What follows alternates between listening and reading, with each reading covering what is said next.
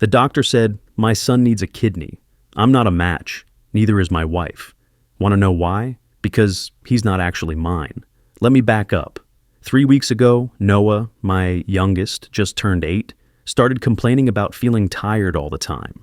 Rebecca thought it was just a growth spurt, maybe staying up too late reading under his covers. But then he started getting these nosebleeds, random, multiple times a day. And his face looked puffy when he woke up in the mornings. I'm not the kind of guy who panics. 15 years in the Army teaches you to stay calm, assess the situation, act.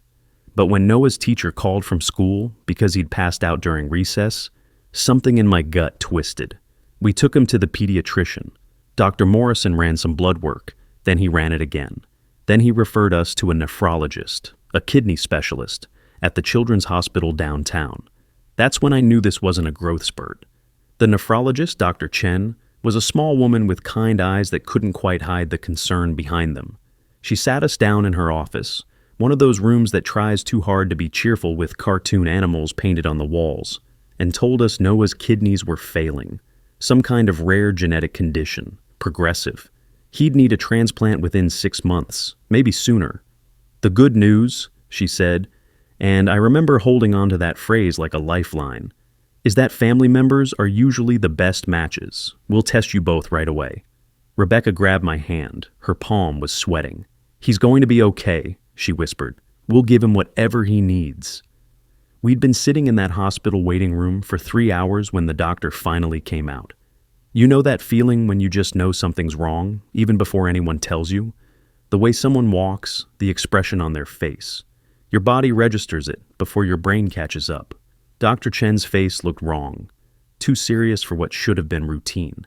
If you've ever been in a hospital waiting for news about someone you love, you know what I'm talking about, that specific kind of dread. Leave a comment, just, I know, if you've been there. Because what came next? I need you to understand, I wasn't prepared. Mr. and Mrs. Hayes, Dr. Chen said, sitting down across from us.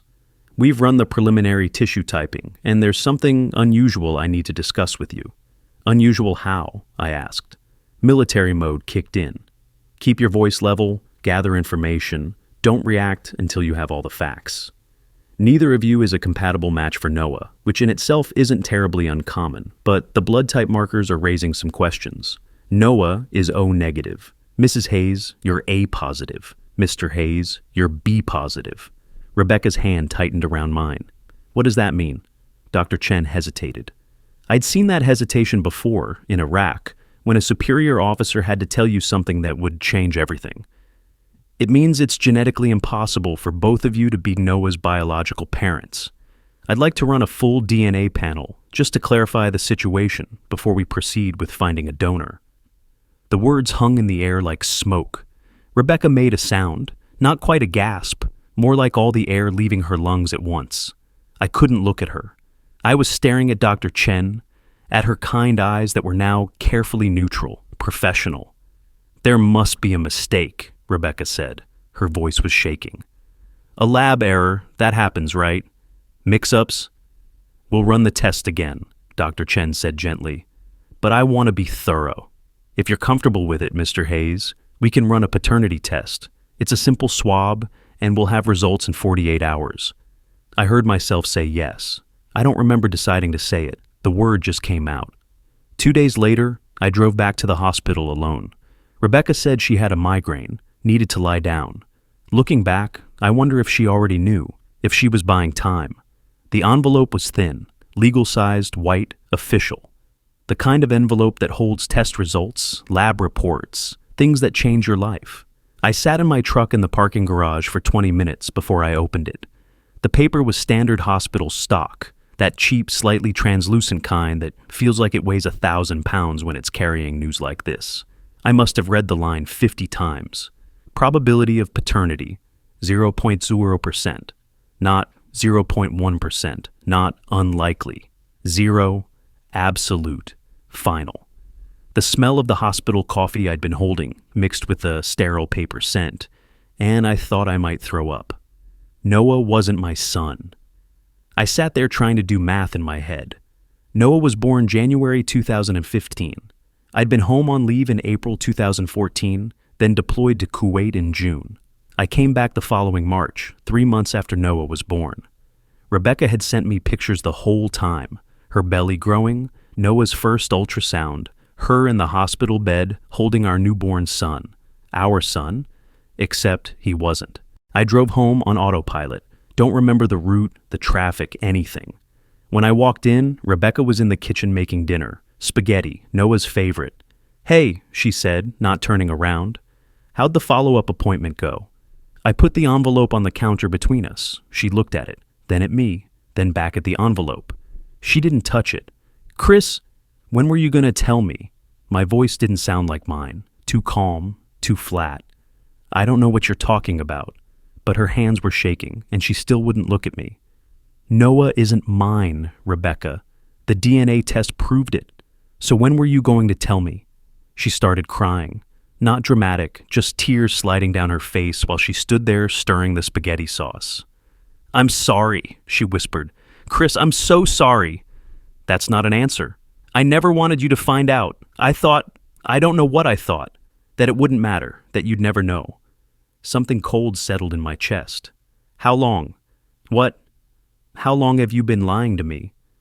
She didn't answer. She just kept crying and stirring the sauce, and I realized she wasn't going to tell me, not unless I dragged it out of her piece by piece. That's when the thought hit me, the thought I didn't want to have but couldn't stop. If Noah wasn't mine, what about the others?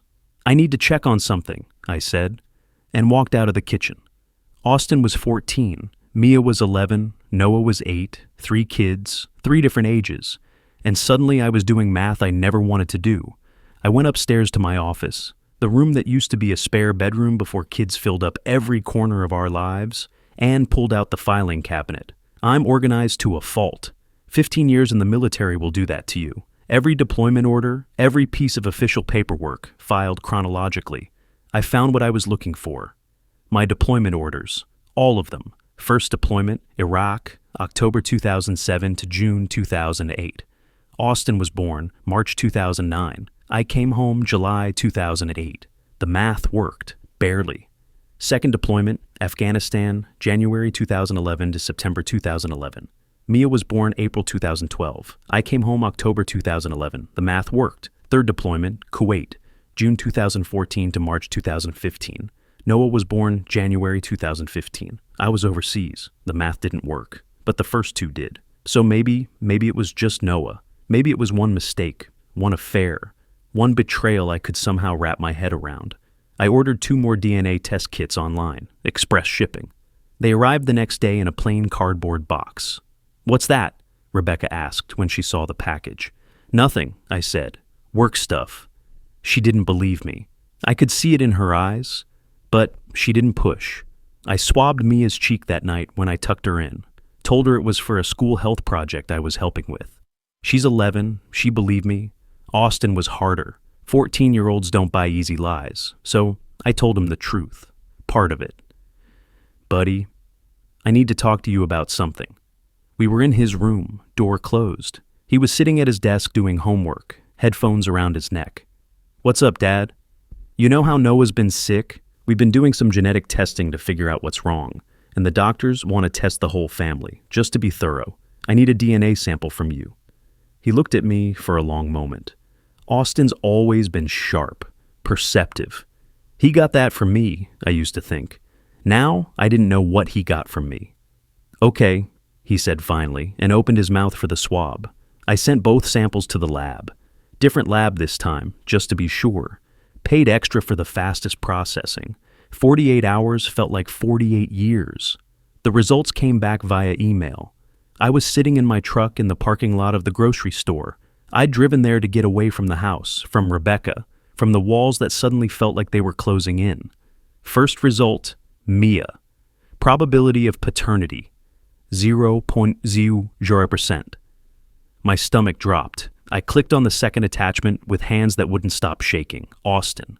Probability of paternity, 0.00%. All 3 of them. Not a single one was mine. I pulled over on the side of the road because I couldn't see straight, couldn't breathe. 15 years.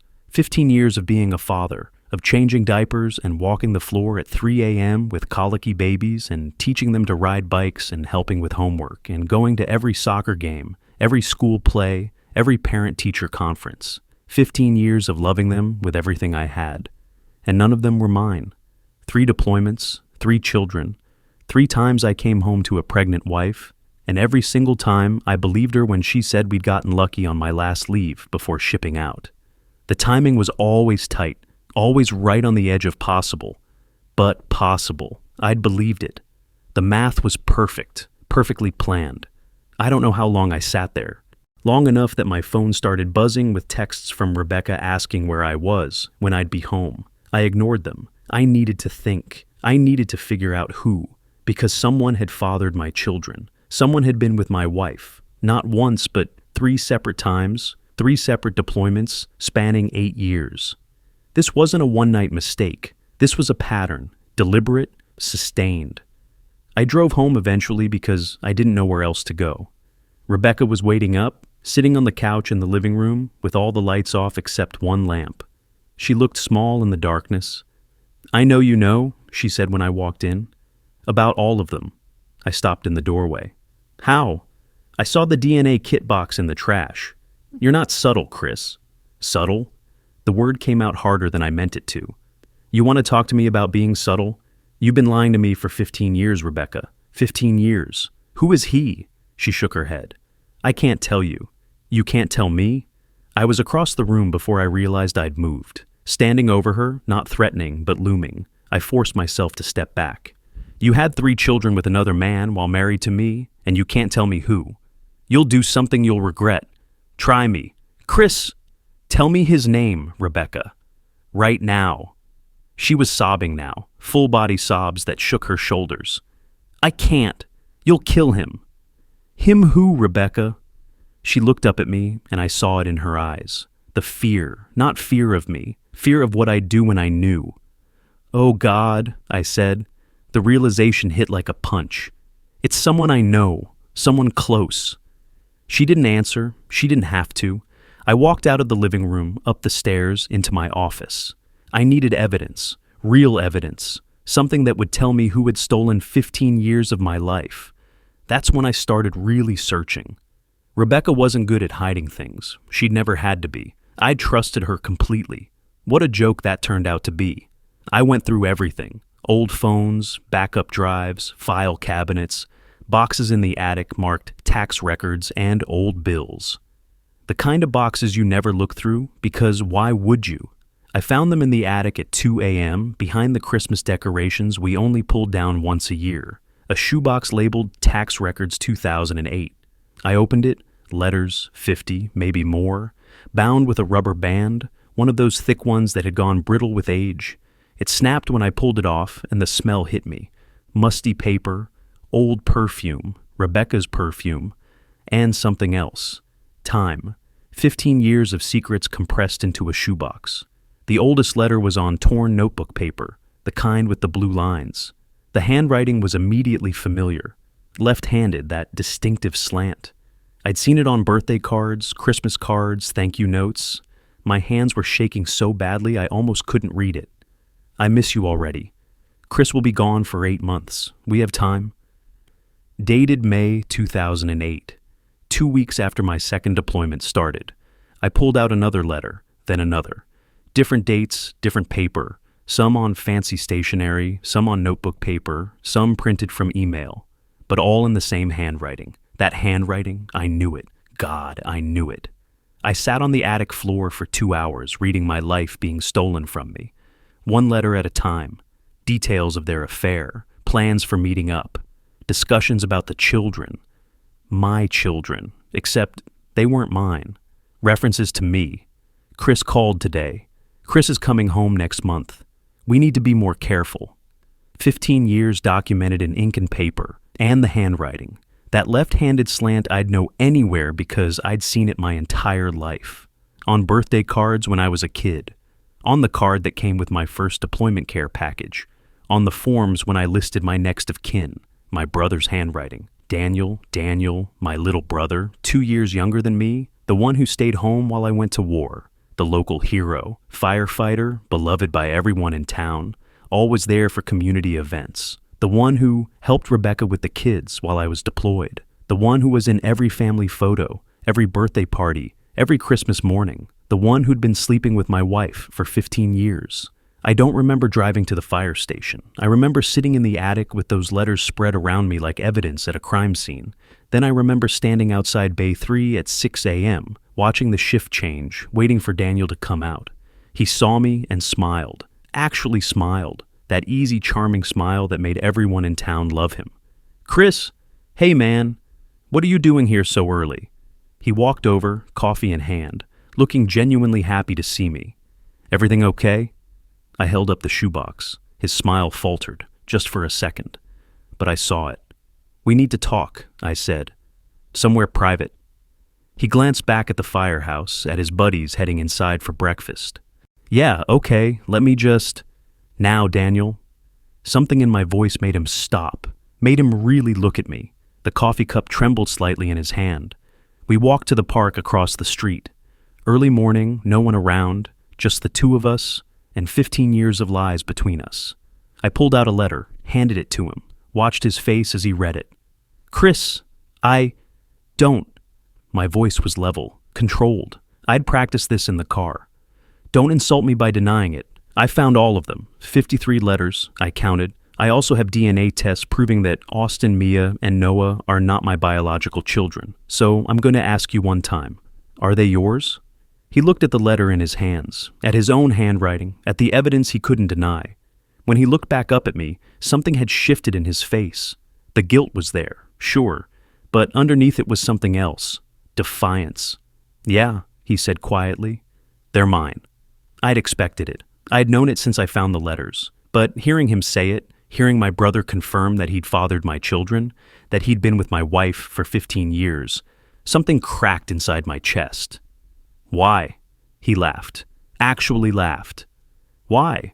Chris, come on. You were never here. I was. Every birthday, every recital, every nightmare in the middle of the night, every scraped knee, every bad grade, every first day of school. Where were you? Iraq, Afghanistan, Kuwait, fighting for people who don't even know your name? I was serving my country. You were abandoning your family." He stepped closer, and I could see it now. The resentment that had been there all along, hiding behind the brotherly smiles. Rebecca needed someone. The kids needed a father. I gave them that. I was there, Chris, every single day. I was their father in every way that mattered. Except you weren't. My hands were fists at my sides. Because they were mine, my wife, my children, my life, and you stole it. I didn't steal anything.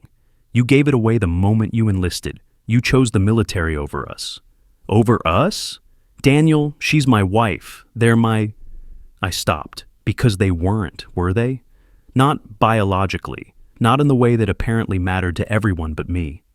You weren't there for them, Daniel said. His voice was rising now, months or years of justification spilling out. You weren't there when Austin took his first steps. You weren't there when Mia had night terrors for 6 months straight. You weren't there when Noah was born. You were never there. I was. And yeah, Rebecca and I, we found comfort in each other. We found love, something real. Not some part-time marriage where you show up twice a year and expect everyone to put their lives on hold for you. I wanted to hit him. God, I wanted to break his jaw, feel his bones crack under my fist. But I didn't.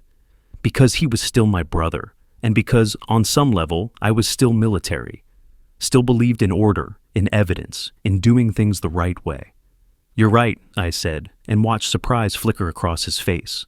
I wasn't there for a lot of things, but I was protecting our country. I was doing my duty. And you were doing my wife. Chris, does Mom know? The question hung between us. Daniel's face went pale. I'll take that as a yes, I said. I walked away before I could do something I'd regret, left him standing there in the park with that letter in his hand, his coffee going cold. I drove to my mother's house. Patricia Hayes, 70 years old, pillar of the community, head of the church women's auxiliary. The woman who raised us to believe in honor and family and doing the right thing.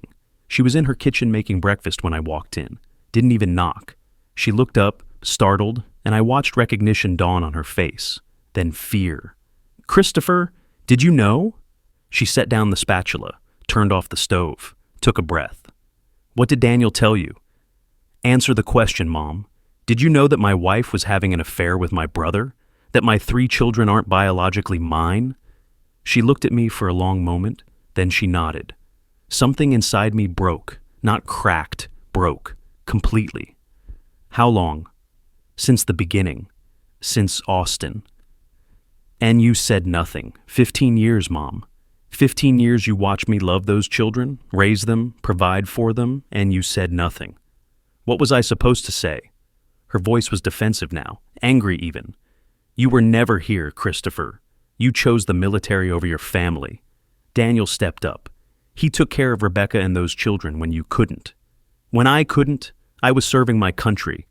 You were abandoning your responsibilities," she was shouting now. Patricia Hayes never shouted. "A man's first responsibility is to his family, not to some war halfway around the world." Daniel understood that.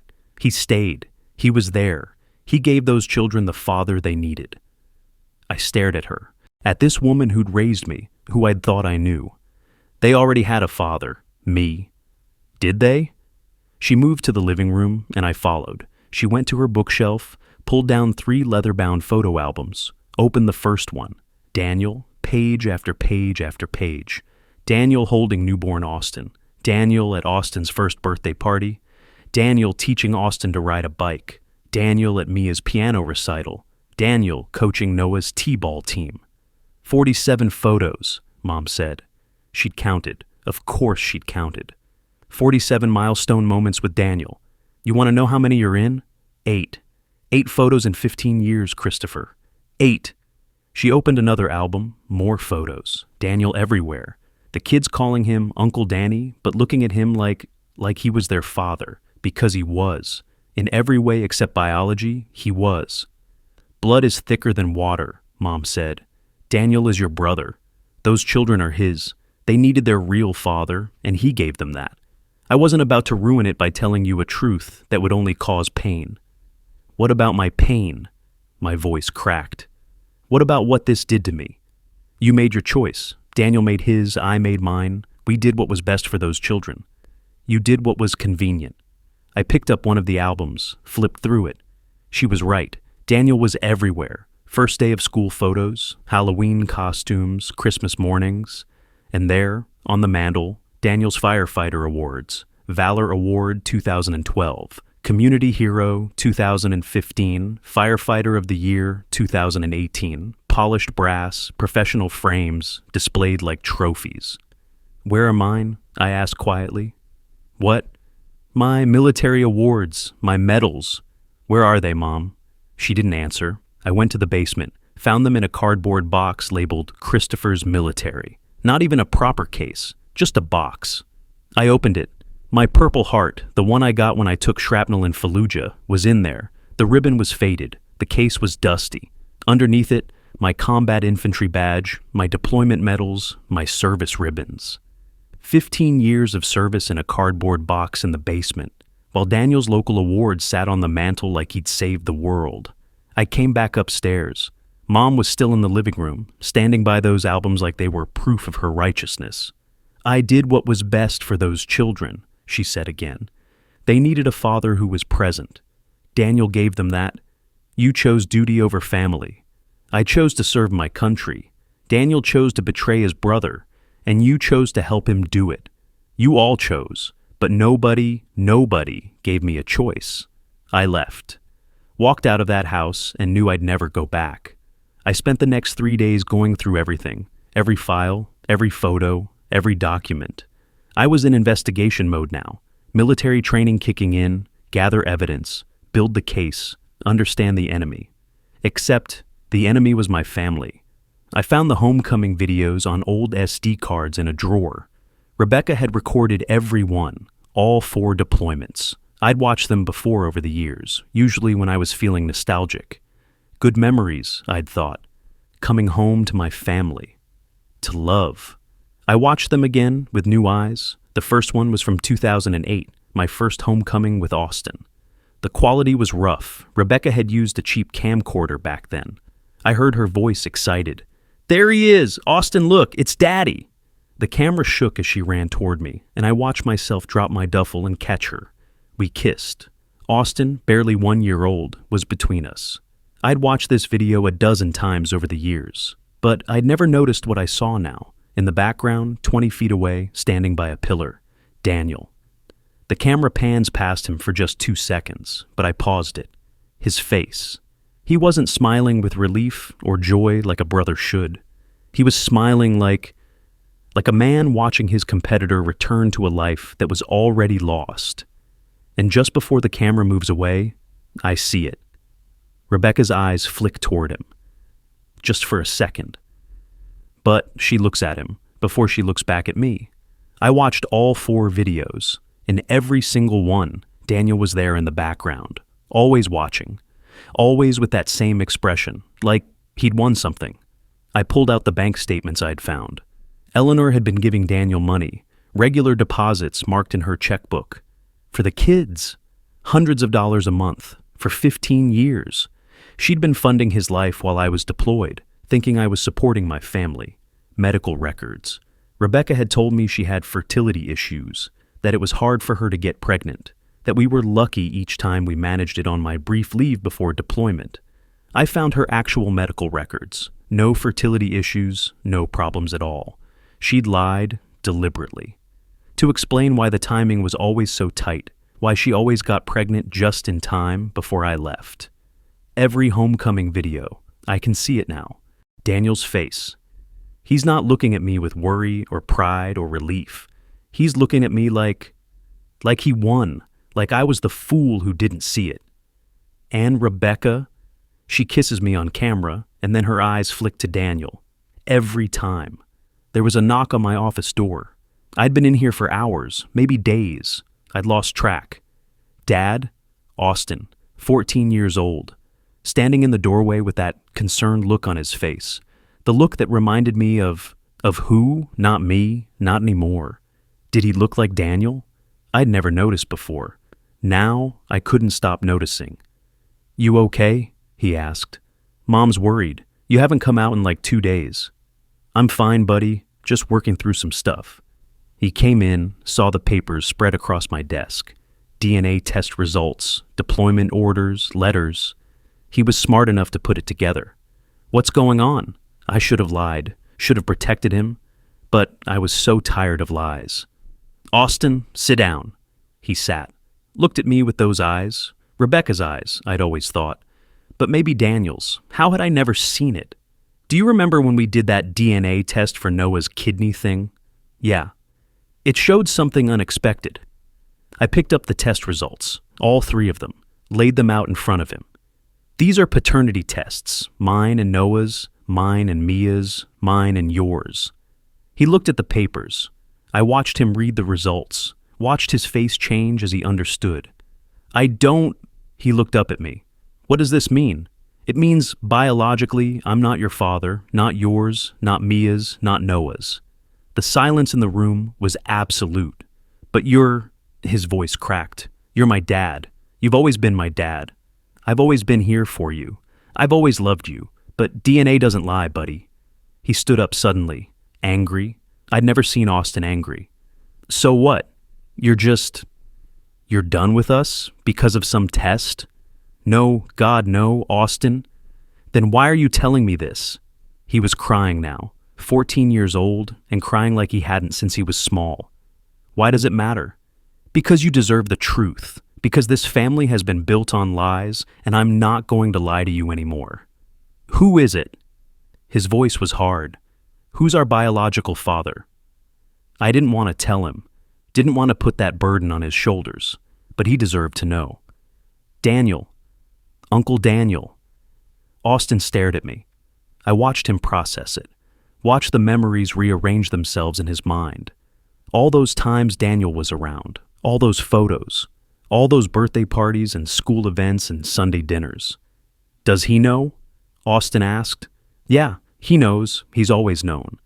"And Grandma?" "She knows too. She's known from the beginning." Austin sat back down, put his head in his hands, When he looked up at me, his face was different, older somehow. "Are you still my dad?" The question hit me harder than anything else had. Harder than the DNA results, harder than finding the letters, harder than Daniel's admission. "Do you want me to be?" He didn't even hesitate. Yeah, I do, more than anything." I pulled him into a hug. This kid who wasn't mine, but was mine in every way that mattered. "Then I am," I said, voice breaking. "Biology be damned. You're my son, Austin. You always will be." We sat there for a long time. Eventually, Austin asked the question I'd been dreading. "Are you going to tell Mia and Noah?" "I don't know.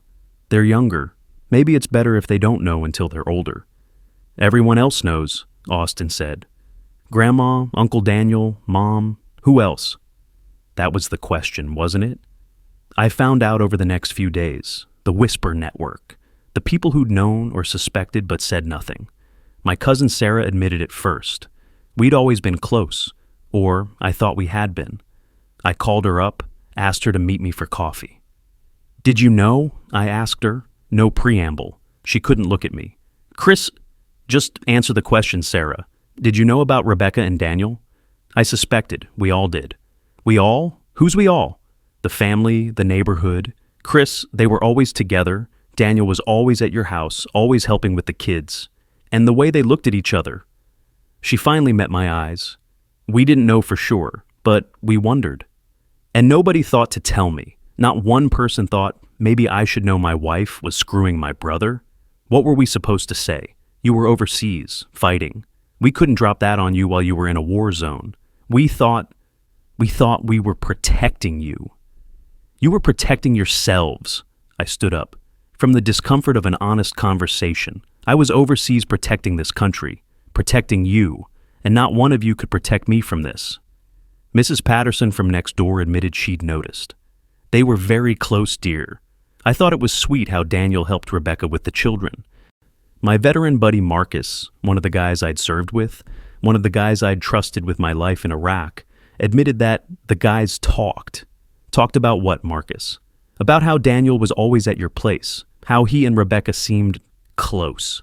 Chris, man, I didn't want to believe it. I hoped we were wrong. But after a while, the way those kids looked at Daniel, he shook his head. I should have told you. I'm sorry, brother. If you've ever had to find out that people around you knew about a betrayal and said nothing, you know how that feels. How did you handle it? Drop it in the comments. I want to hear your stories. Half the neighborhood knew. Extended family suspected. Fellow veterans had talked about it among themselves, and every single one of them had chosen silence over honesty. I'd been protecting them while they couldn't be bothered to protect me from this. The breaking point came on a Tuesday. I was alone in the house. Rebecca had taken the kids to her sister's for a few days, giving me space to process. Like this was something you could process. Like there was a manual for discovering your entire life was a lie. I was in the bedroom. I'd laid out my dress uniform on the bed. The one I wore for formal occasions, ceremonies, funerals. The one with all my medals pinned to it. I was just looking at it, thinking about what it represented. Duty, honor, sacrifice. I picked up my Purple Heart, felt the weight of it, remembered the day I'd earned it, the explosion, the shrapnel, the medic screaming for me to stay down while I dragged my buddy back to cover. I'd nearly died for my country. And for what? So I could come home to find out my family wasn't my family? That every sacrifice I'd made was meaningless, because while I was bleeding in Fallujah, my brother was in my bed? I sat down on the floor, still holding the medal. I wasn't suicidal. I need to be clear about that. I never wanted to die. But in that moment, I didn't know how to keep living, didn't know how to reconcile the man I'd been with, the reality of what my life actually was. I'd been so careful, so honorable, followed every rule, did everything right, served my country, provided for my family, been faithful to my wife, loved my children, and none of it mattered. None of it had protected me from this. That's when Austin walked in. I'd thought they were at Rebecca's sister's, but Austin had asked to come back early, said he had homework. Really, I think he'd been worried about me. He saw me sitting on the floor with my uniform and my medals spread around me, and his face went pale. "Dad?" I looked up at him. "Dad, please." His voice was shaking. Whatever you're thinking, please don't. I'm not. I realized how it looked. Austin, I'm not gonna hurt myself. I don't know how to do this. I don't know how to be okay with this. He sat down next to me, 14 years old and trying to be the adult in the room. Then figure it out, he said. His voice was stronger now, certain. Because we need you, me and Mia and Noah. We need you, Dad, and I don't care what some test says. I don't care about DNA or biology or any of it. You're my father. You're the only father I want. So please, please don't give up on us. I pulled him close. This kid who'd saved me without even knowing I needed saving. I'm not giving up on you, I said. I'm not going anywhere. I promise. Then what are you going to do? That was the question, wasn't it? What was I going to do? I looked at my medals, at my uniform, at the evidence of 15 years of service and sacrifice, and I realized I'd been fighting for what was right my entire adult life. This was just another battle. Different kind of enemy, different kind of warfare, but still a fight for what mattered. I'm going to tell the truth, I said, to Mia and Noah, to everyone. No more lies, no more secrets. They're going to know what happened, what everyone did, and then I'm going to fight for you three, legally, officially, whatever it takes. What if they don't choose you? Austin asked quietly. Mia and Noah. What if they want Daniel? Then I'll accept that, because unlike everyone else in this situation, I'm going to give them a choice. Real choice, informed choice. And I'm going to respect whatever they decide. Austin nodded. When? Tomorrow. Tomorrow I'm going to call a family meeting. Rebecca, you three kids, and I'm going to show everyone the evidence and tell the truth. All of it.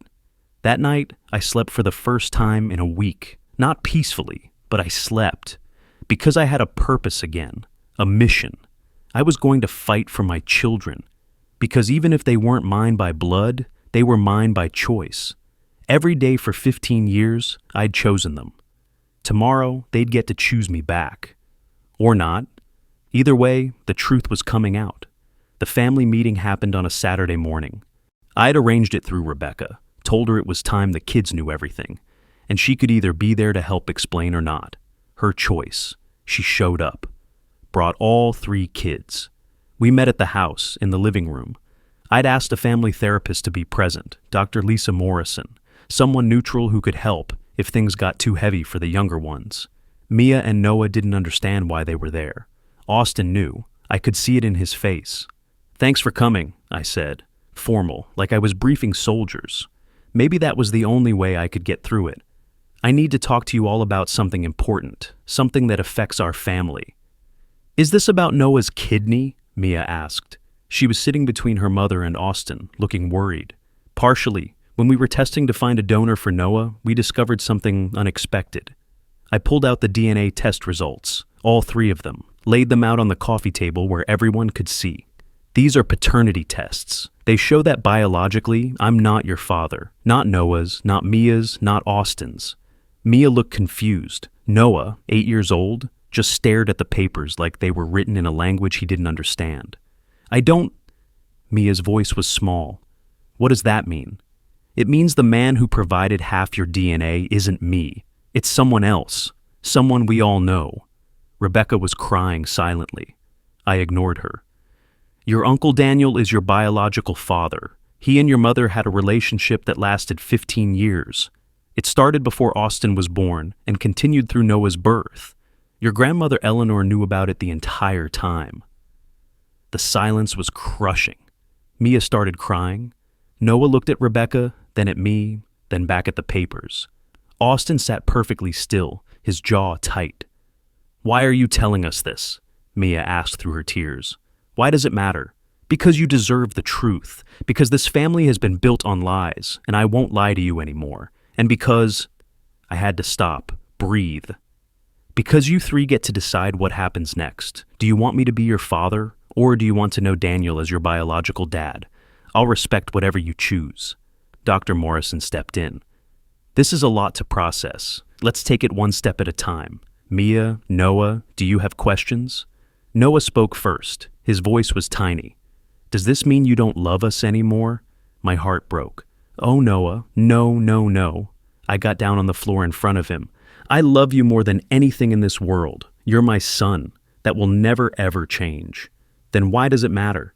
He looked at me with those 8-year-old eyes, and I realized he was right. Why did it matter? You know what? I said. You're right, it doesn't. You're mine, Noah, forever. Mia was harder. 11 years old enough to understand what this meant, old enough to feel betrayed by everyone. Uncle Daniel lied to us, she said, not a question, a statement. Our whole lives, he lied. Yes. And Grandma knew? Yes. And Mom? She looked at Rebecca, who couldn't meet her eyes. Yes, sweetheart, Rebecca whispered. I'm so sorry. Mia stood up, walked over to me, looked at me for a long moment. Then she hugged me, held on tight. You're my dad, she said into my shoulder. I don't care what any test says. You're my dad, and Uncle Daniel is just... he's nothing to me now. Austin was last. I'd already had this conversation with him, but he needed to say it in front of everyone. Biology doesn't make a dad, he said. His voice was steady, adult.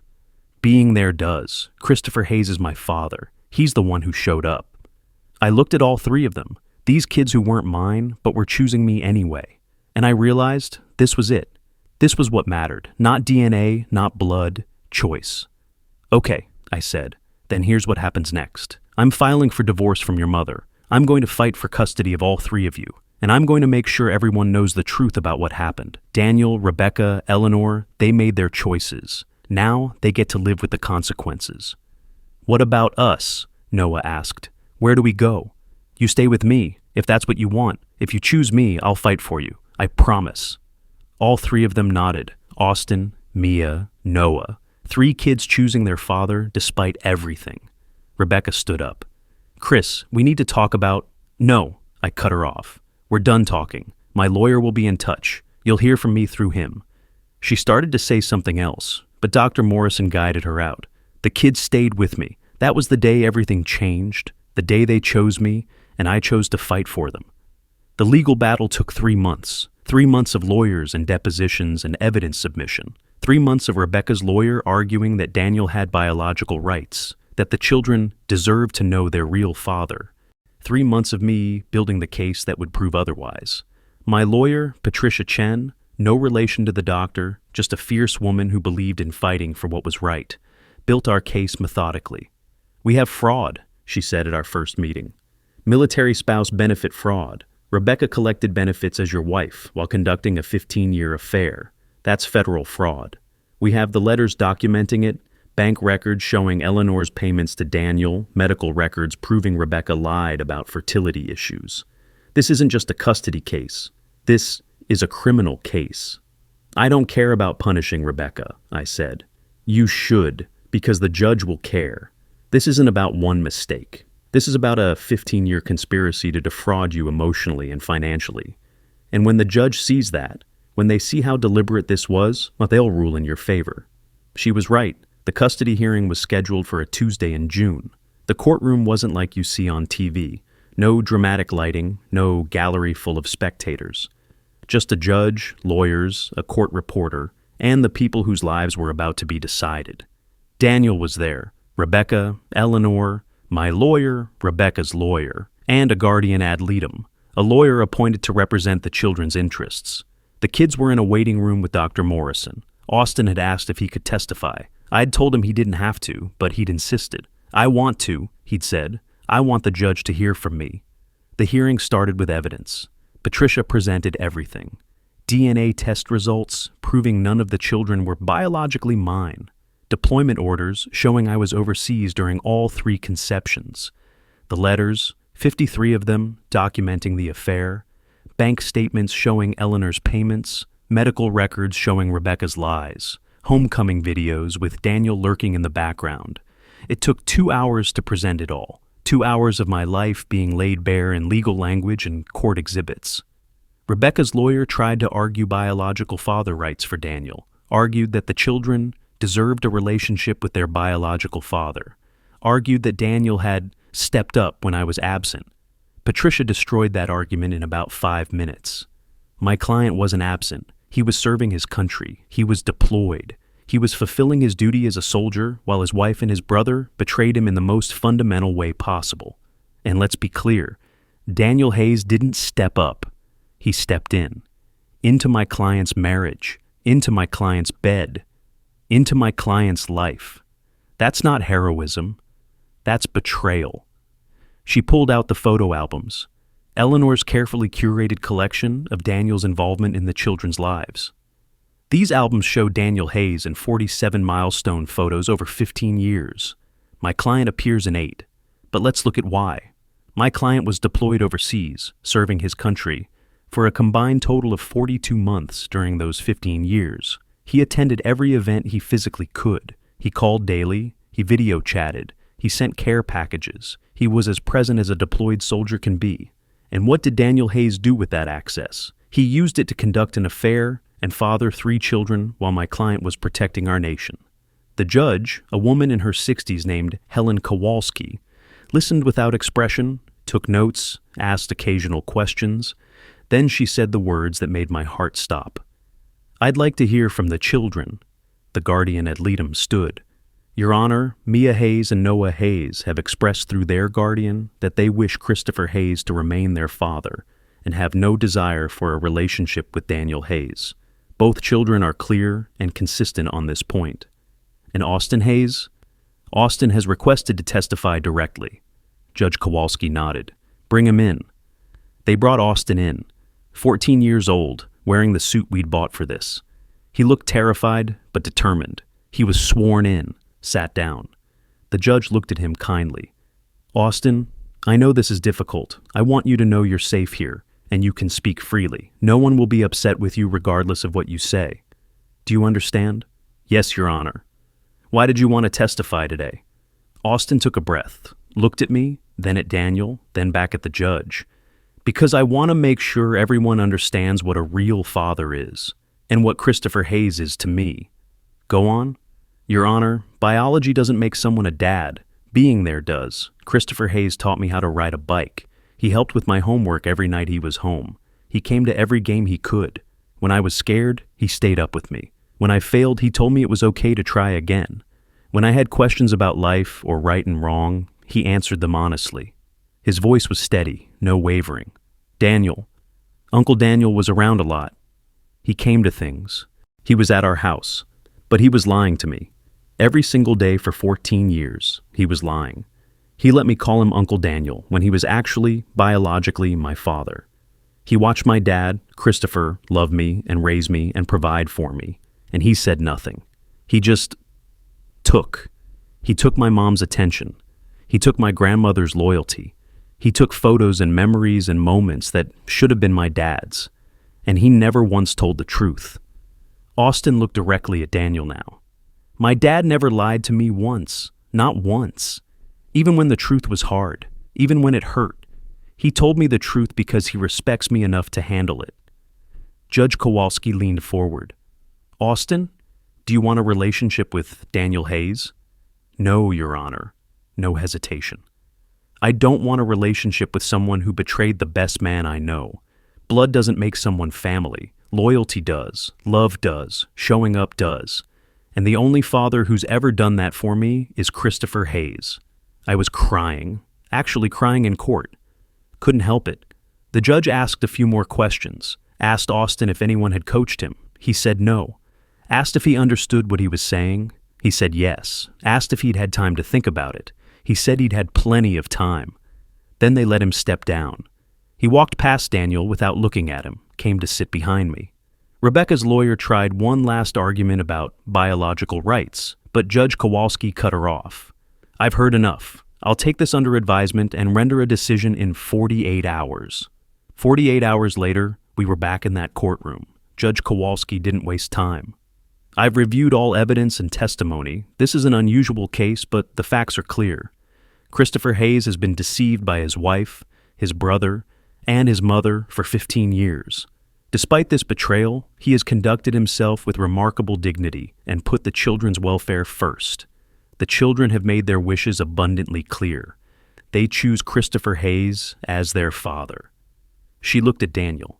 Mr. Daniel Hayes, while you are the biological father of these children, you have no legal standing as their parent. You engage in a sustained pattern of deception that undermines any claim to parental rights. Your request for visitation or custody is denied." Then she looked at Rebecca. "Mrs. Hayes, you have engaged in fraud on multiple levels. You have betrayed your husband, lied to your children, and collected military spouse benefits under false pretenses. I am awarding full physical and legal custody of Austin Emia and Noah Hayes to Christopher Hayes. You will have supervised visitation only, pending a psychological evaluation.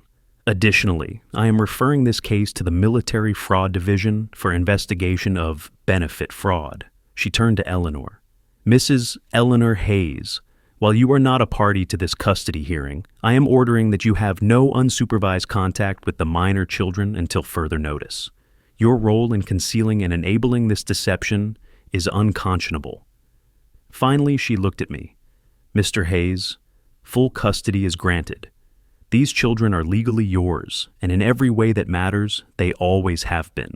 This court recognizes your service to our nation and your service to these children. You have been wronged, but you have responded with grace.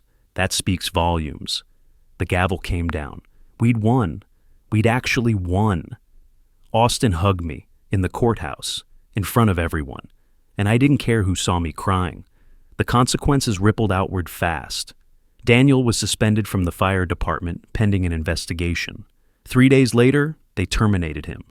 The official reason was conduct unbecoming. There's a morality clause in their contract. Firefighters are supposed to be trustworthy. Daniel had proven he wasn't.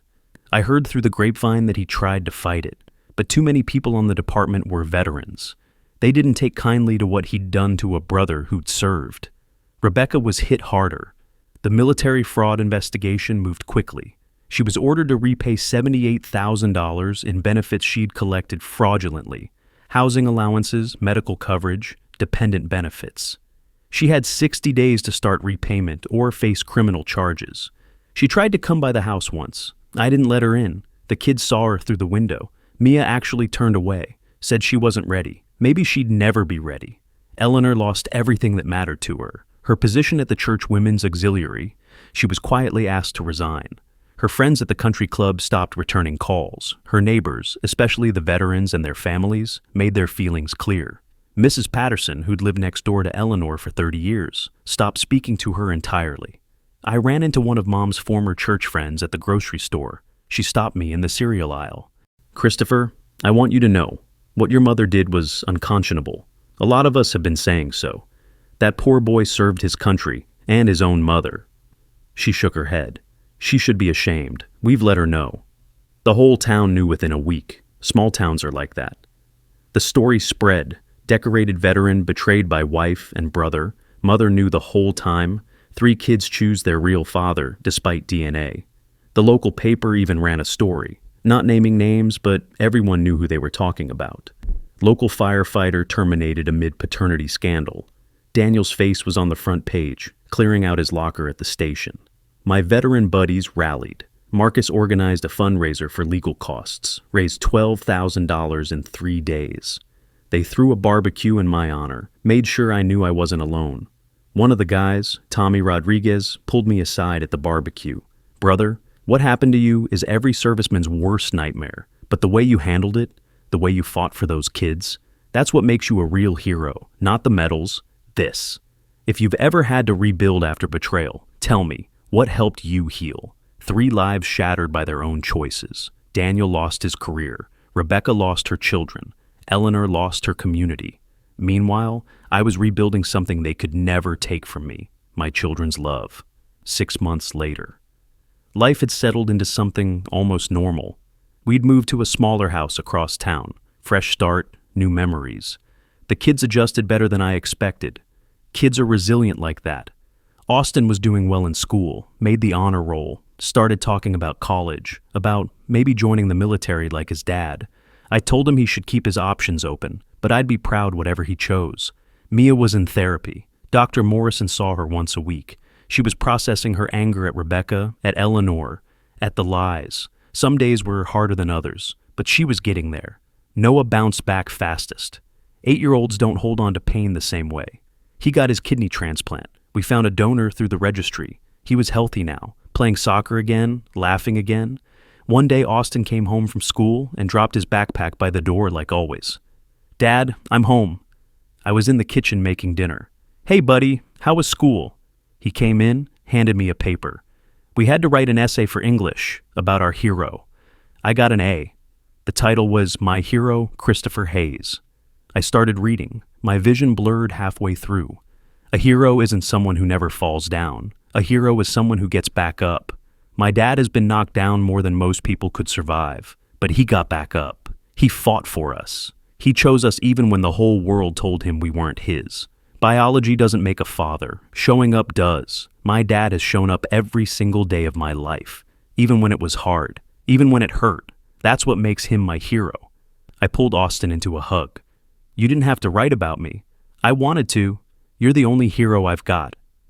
Later that week, Mia brought home an art project, a drawing titled My Real Dad. It showed a man in a military uniform holding hands with 3 kids. The caption read, "He came home for us." "We had to draw our hero for art class," Mia explained, handing it to me. "I drew you." "Sweetheart, this is beautiful." Mrs. Patterson said heroes are people who save others. Mia looked up at me with those serious 11-year-old eyes. "You saved us, Dad, even when it hurt." These moments, these quiet, ordinary moments. This was what I'd been fighting for. A letter came one Tuesday, return address in Daniel's handwriting. I stood there holding it for a long moment, felt the weight of it, wondered what it said. Apology? Justification? Request for forgiveness?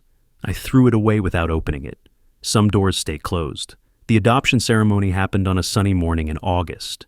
Technically unnecessary. I was already their legal father, but the kids wanted it, Austin especially. He said it would make it official.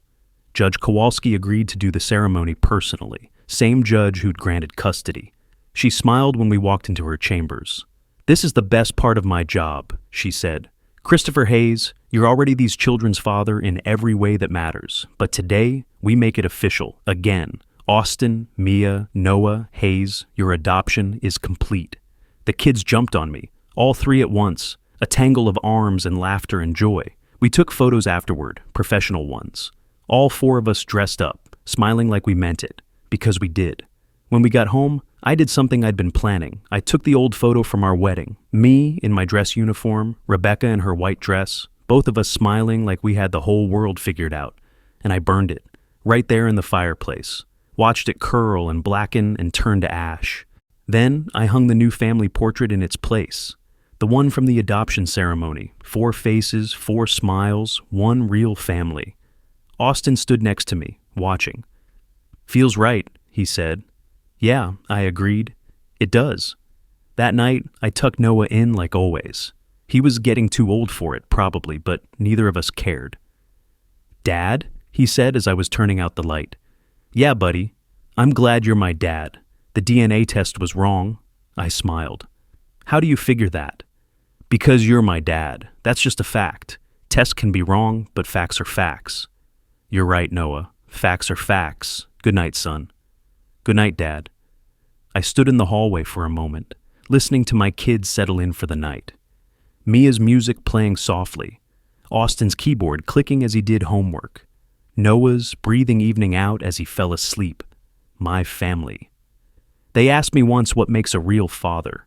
DNA, blood, biology. Here's what I learned. A real father is the man who shows up every single day. When it's hard, when it hurts, when the world says you don't have to. These 3 kids, Austin, Mia, Noah, they're mine. Not because of chromosomes, because of choice. They chose me, and every single day I choose them. That's what makes a family. Not blood, not DNA, not biology, choice, commitment, love, showing up. Every deployment, every sacrifice, every moment I spent serving my country, I did it believing I was protecting my family. And you know what? I was, just not in the way I thought. Because at the end of it all, when everything was stripped away, when the lies were exposed and the truth came out, my family chose me. These three incredible kids looked at all the evidence, heard all the revelations, and said, we choose you. And I chose them right back. So, yeah. Welcome home, hero. Finally. If you've got a found family story, people who became your real family even though biology said they weren't, I want to hear it. Tell me in the comments, who chose you? Who did you choose? Because those are the stories that matter. Those are the families that last. Thanks for listening to my story. If it meant something to you, hit that like button. If you think someone needs to hear this, someone going through betrayal, or someone figuring out what family really means, share it with them. And hey, welcome home.